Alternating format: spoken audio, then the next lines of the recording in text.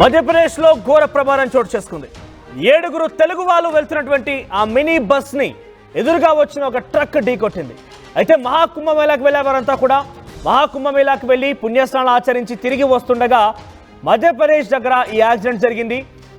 భక్తులతో ప్రయాణిస్తున్నటువంటి ఆ mini bus, Telugu వాళ్ళంతా కూడా మహాకుంభమేళాకు వెళ్ళారు. తిరిగి వస్తున్న నేపథ్యంలో ఒక మినీ బస్సులో వెళ్ళేవారంతా కూడా తిరిగి వస్తున్నటువంటి ఆ బ్రిడ్జ్ పైన, మీరు చూడొచ్చు ఆర్టీవీ స్క్రీన్ పైన ఆ దృశ్యాలు చాలా భయానకంగా ఉన్నాయి. ఎందుకంటే అక్కడ లారీ కనబడుతోంది, కానీ బస్సుకు సంబంధించి కనీసం అది బస్సా అనచందంగా దాని పూర్తిగా కూడా ఆనవాళ్ళు లేకుండా నుజ్జు అయిపోయింది. బస్ మొత్తం కూడా మినీ బస్ పూర్తిగా నుజ్జు అయిపోయింది. సో దానికి సంబంధించి మనం విజువల్స్లో చూడొచ్చు ఆర్టీవీ స్క్రీన్ పైన. ఎదురుగా వచ్చిన ఒక ట్రక్ ఆ బస్సును ఢీకొట్టింది. NH13 జబల్పూర్ జిల్లాలోని సిహోరి బ్రిడ్జ్ దగ్గర జరిగింది ఈ ఘటన. బ్రిడ్జ్ పైన అది ఒక నారో రోడ్. సో ఇరువైపులుగా ఒకవైపు వెహికల్స్, ఇంకోవైపుగా మహాకుంభమేళాకు వచ్చి తిరిగి వచ్చేటువంటి ఆ దారి ఉంది. ఆ నారో రోడ్ దగ్గర ఒకసారిగా అక్కడి దాకా రోడ్డు ఎక్స్పాండ్గా ఉన్నప్పటికీ అక్కడ రాగానే కొంత రోడ్ అంతా నారోగా అయిపోయింది. సో ఎదురుగా వస్తున్న ట్రక్ చాలా వేగంగా వచ్చి మినీ బస్సును ఢీకొట్టింది. దీంతో ఆ బస్సులో ప్రయాణిస్తున్న 7 దుర్మరణం పాలయ్యే వారంతా కూడా ఆంధ్రప్రదేశ్ రాష్ట్రానికి సంబంధించిన వారుగా తెలుస్తోంది. NH13 జబల్పూర్ జిల్లాలోని సిహోర్ బ్రిడ్జ్ దగ్గర ఈ ఘటన చోటు చేసింది. ఒకసారి మన దృశ్యాలు చూడొచ్చు. సహాయక చర్యలు కొనసాగుతున్న అందరికీ కూడా అక్కడ ఆ బస్సుని ఆ మినీ బస్ని తీసే ప్రయత్నం చేస్తున్నారు. అందులో నుంచి మృతదేహాలను వెలికి తీసే ప్రయత్నం చేస్తున్నారు. సో మీరు చూస్తే కనుక అది ఒక నారో రోడ్ చూడండి. అటువైపుగా ఒక రోడ్ ఉంది, ఇటువైపు ఇంకో రోడ్డుగా ఉంది.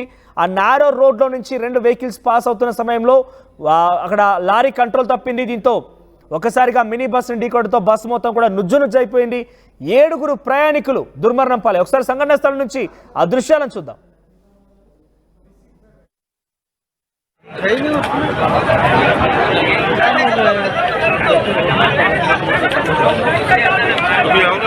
खत्म ही हो गया सही नहीं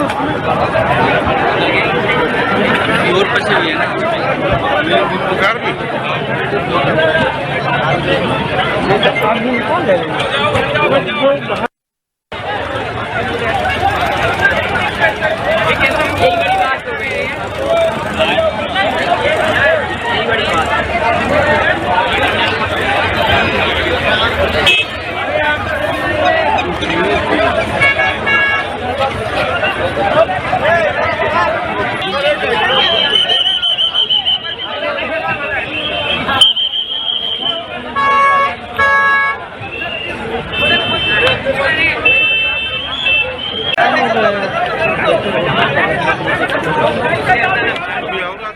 మధ్యప్రదేశ్లోని జబల్పూర్ జిల్లా సిహోర్ బ్రిడ్జ్ పైన జరిగింది ఈ ఘటన. తెలుగువారు ఒక మినీ బస్ తీసుకొని మహాకుంభమేళాకు వెళ్ళారు. మహాకుంభమేళాకు వెళ్ళి అక్కడ పుణ్యస్నానాలు ఆచరించి తిరిగి వస్తున్న నేపథ్యంలో మధ్యప్రదేశ్లో జరిగింది ఈ ఘటన. ఒక బ్రిడ్జ్ పైన, సిహోర్ బ్రిడ్జ్ పైన మీరు చూడొచ్చు, చాలా నారో రోడ్ అది.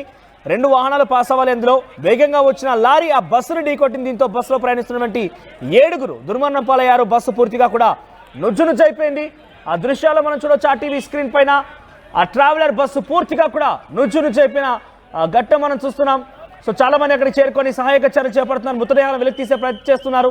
మీరు గమనిస్తే మహాకుంభమేళా వెళ్ళేవారందరూ కూడా చాలా సుదూర ప్రయాణం చేయాల్సి ఉంటుంది. కొన్ని కిలోమీటర్ల మేర ట్రాఫిక్లు బార్లు తీరి అక్కడికి వెళ్ళి పుణ్యస్నానాలు ఆచరించి తిరిగి వస్తుంటారు. పుణ్యస్నానం అని వెళ్తే ఆఖరికి వస్తే వారి ప్రాణాలపైకే వచ్చింది, ప్రాణాలు కోల్పోవాల్సి వచ్చింది. ఈ ఘటన ఒక్కసారిగా కలిచివేస్తోంది. సో మధ్యప్రదేశ్లో ఈ యాక్సిడెంట్ తర్వాత ఎవరైనా మహాకుంభమేళాకి వెళ్ళాలని ఆలోచన చేసినా, లేదంటే ముఖ్యంగా ప్రైవేట్ వాహనాల్లో వెళ్ళే ఆలోచన చేసేవారు కొంత ఆలోచన చేయాల్సిన అవసరం అయితే ఉంది. ఎందుకంటే చాలా సుదూర ప్రయాణం, చాలా ట్రాఫిక్ ఇక్కట్లు ఉంటాయి, చాలా రద్దీగా ఉన్న ప్రాంతం లాంటి సందర్భాలు కాబట్టి ఎప్పుడు ఏం జరుగుతుందో అర్థం కాని పరిస్థితి. సో ఇక్కడైతే 7 దుర్మరణం పాలయ్యారు. ఆ బస్సులకు సంబంధించి మనం చూస్తే కానీ కనీసం అది బస్సేనా, ఏదైనా చిన్న పరికరాలన్నీ కూడా అక్కడ పక్కన పడివేశారు అన్నట్టుగా మనకు కనబడుతోంది. బస్సును పూర్తిగా నుజ్జు అయిపోయింది. అక్కడ కనీసం బస్ అని ఆనవాళ్ళను కూడా మనం గమనించలేము. సో ఈ ఘటన ఒక్కసారిగా కలిచివేస్తోంది. 7 దుర్మరణం పాలైన స్పాట్లోనే ఇంకా ఎంతమంది ఉన్నారు, అందులో ఎంతమంది ప్రయాణించారు, వారి ఆరోగ్య పరిస్థితి ఏంటి, వారి సిచ్యువేషన్ ఎలా ఉందనేది మాత్రం ఇంకా అప్డేట్స్ తెలియాల్సి ఉంది. खत्म ही हो गया सही नहीं और पीछे भी है ना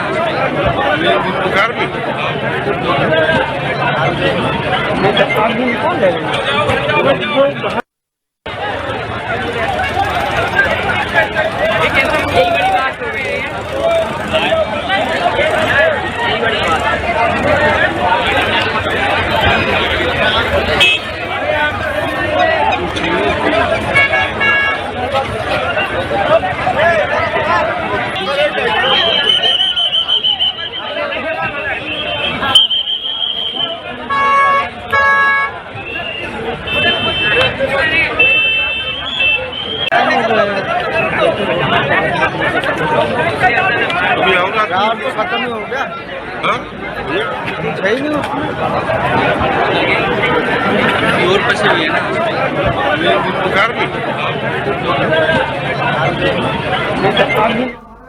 కుంభమేళాకు వెళ్ళి అక్కడ పుణ్యస్నానం ఆచరించి పుణ్యం మూట కట్టుకొని వద్దామని వెళ్తున్నటువంటి ఆ ప్రయాణికులకి ఆ భక్తులకి తిరిగి మార్గంలో ఒక చేదనుభవం ఎదురైంది. 7గురు దుర్మరణం పాలయ్యారు. వారంతా ఒకే కుటుంబానికి సంబంధించిన వారుగా తెలుస్తోంది. ఇంకా వారి వివరాలు తెలియాల్సి ఉంది.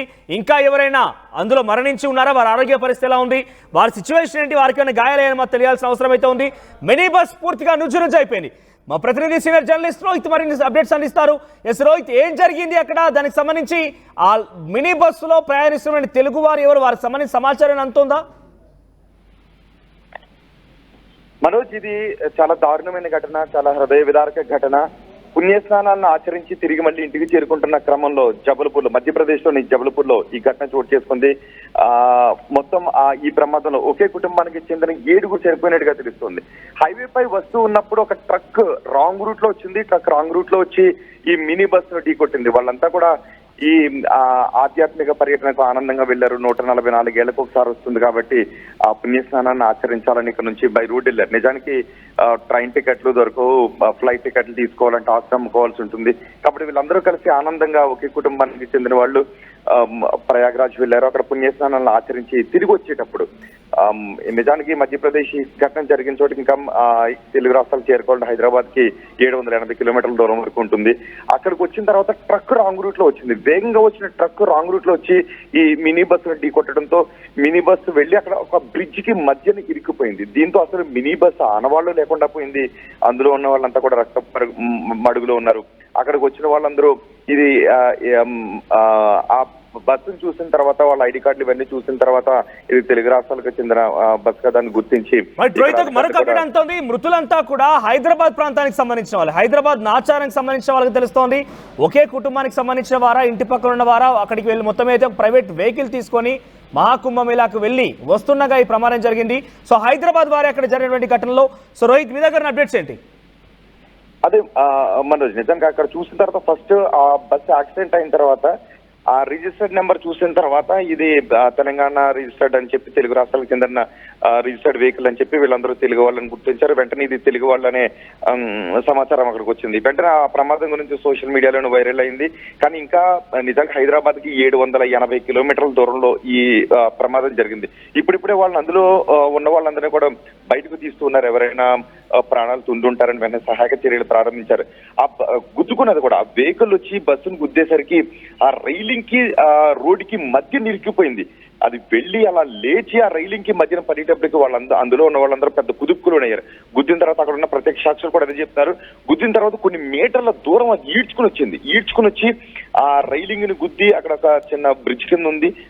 దానికి ఆ ఫుట్పాత్ వీళ్ళు నడుచుకుని వెళ్ళటానికి, పాదచారులు వెళ్ళటానికి ఉండేటటువంటి ఆ ఫుట్పాత్ పైన బ్రిడ్జి, ఫుట్పాత్ పైన అది పడింది.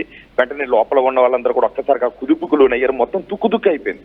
ఆ వెహికల్ ఏకంగా అడ్డంగా ఇలా ఉండి ఆ బ్రిడ్జ్ పై నుంచి ఆ మధ్యలో ఇరుక్కుపోవడంతో లోపల ఉన్న వాళ్ళందరూ కూడా రక్తపు మడుగులోనే ఉన్నారు. ఇప్పుడే అక్కడ సహాయక చర్యలు ప్రారంభమయ్యాయి. మొత్తం అక్కడ ట్రాఫిక్ అంతా కూడా జామ్ అయిపోయిన పరిస్థితి కనిపిస్తుంది. పోలీసులు అక్కడికి వచ్చారు.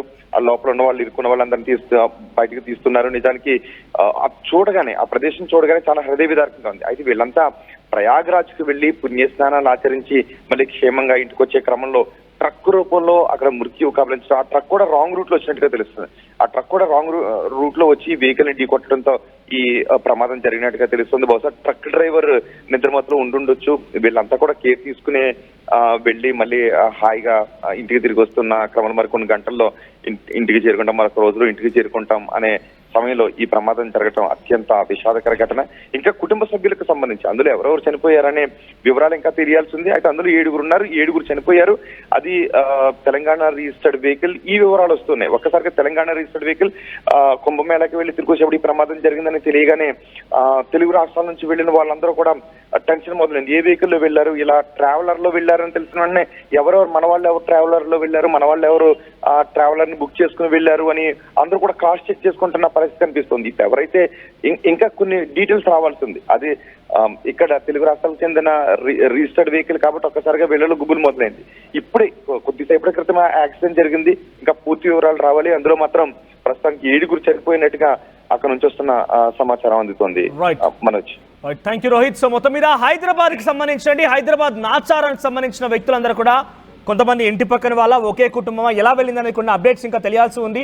కానీ హైదరాబాద్ నాచారం నుంచి ఒక ప్రైవేట్ వాహనంలో కొంతమంది మహాకుంభమేళాకు వెళ్ళారు. అక్కడ పుణ్యస్నానాలు ఆచరించి పుణ్యం మూట కట్టుకుందామని చెప్పి వారందరూ కూడా ఒక్కసారిగా తిరుగు ప్రయాణంలో ఆ ట్రక్ రూపంలో వారికి మృత్యు ఎదురైంది. ట్రక్ రాంగ్ రూట్లో, మనం చాలా క్లియర్గా చూస్తుంటే ట్రక్ రాంగ్ రూట్లో వచ్చినట్టు కూడా ఉంది.